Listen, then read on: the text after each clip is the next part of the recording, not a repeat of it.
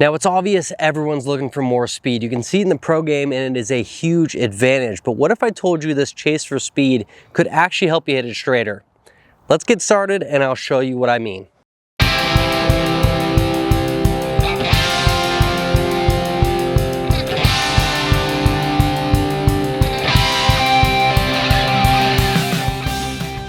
To get it out of your head now, and before you go to the next tee box just swinging out of control as hard as you can, I don't mean you need to be doing exactly what I just said. Being out of control, just really swinging out of your shoes. It's more the fundamentals and how you generate a lot of speed is what's going to help you hit it a lot straighter. Let's look at some of the swings of the longest guys on tour. One thing they do really well is create a lot of width, meaning this lead arm's extended, their hands are farther away from their chest, they have a very wide arc. And the reason this helps you generate a lot of speed is because the wider the arc is, the faster the club head's gonna move. But also, what this wide arc does is it takes out some of the hand and wrist action. A lot of people struggle with doing some motion like this. Not a great motion, not very consistent. So if we can focus on getting a little wider, having a little more distance with our hands and using more of the shoulders and hips to move the club, well then we're going to be able to hit it farther and hit it straighter. The biggest key to being consistent is to kind of reduce some of this hand action.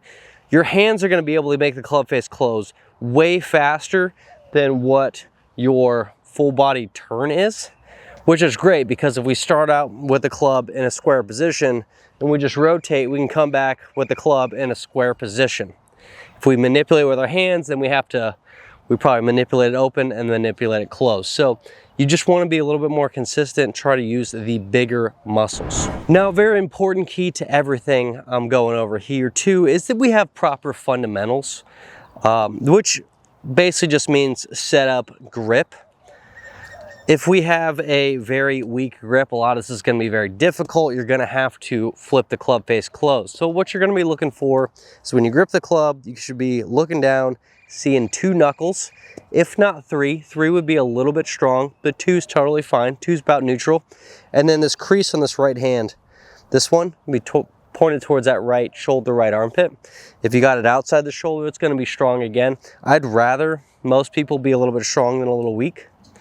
Now, if you have some limitations, that might be what you need to do, but I'm going to be honest. If you have some limitations, go see another pro or DM me, anything. It's going to be a little more specific for you than someone that's a little more flexible, a little more mobile, a little more able, if you want to say.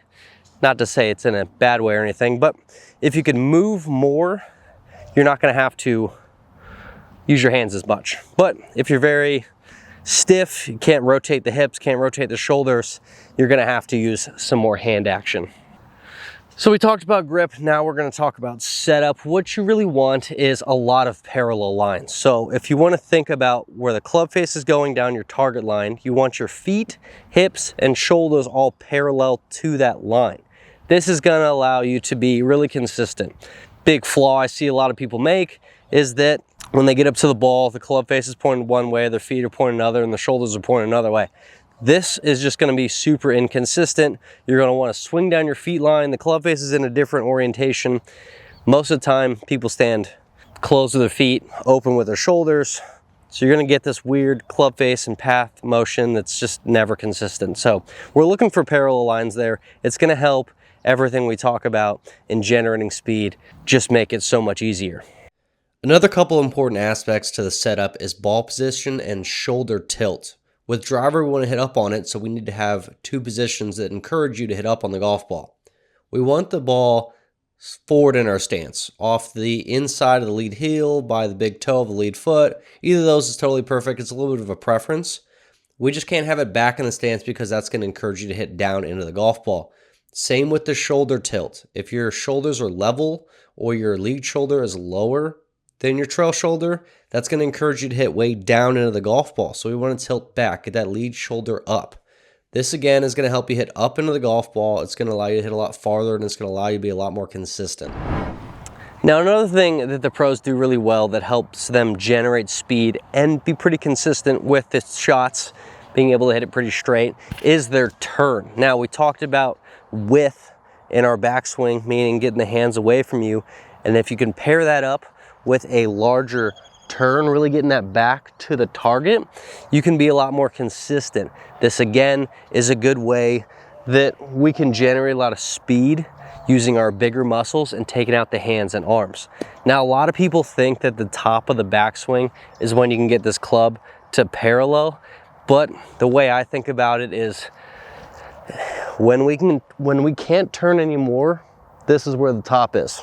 So for me, the club doesn't really get to parallel, which is totally fine. To make a full backswing, I can get a lot of power out of that.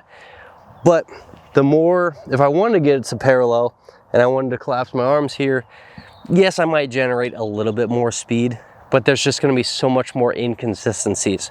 So I would say really focus on feeling that wide turn, really getting that back to the target, and don't worry about if the club gets parallel or not.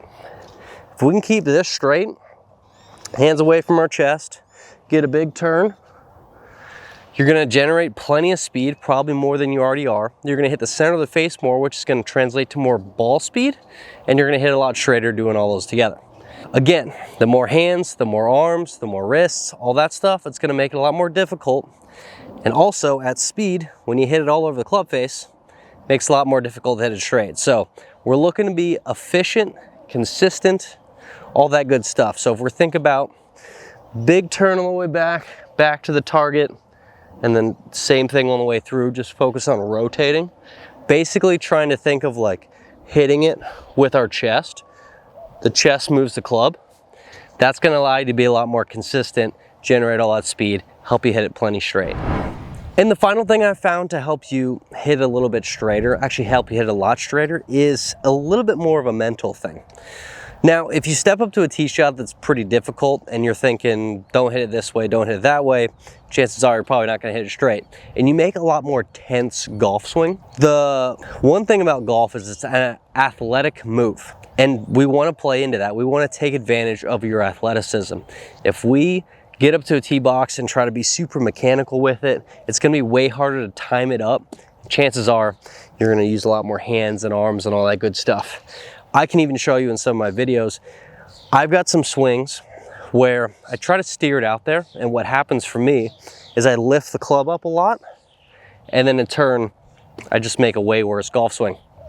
I'm just trying to get too particular with it, too exact, and I just honestly make a worse golf swing. But when I swing really hard at it, it's a lot more efficient, it's a lot more connected. I do this thing I call the two-step, which means one step, two step, and I swing the club back.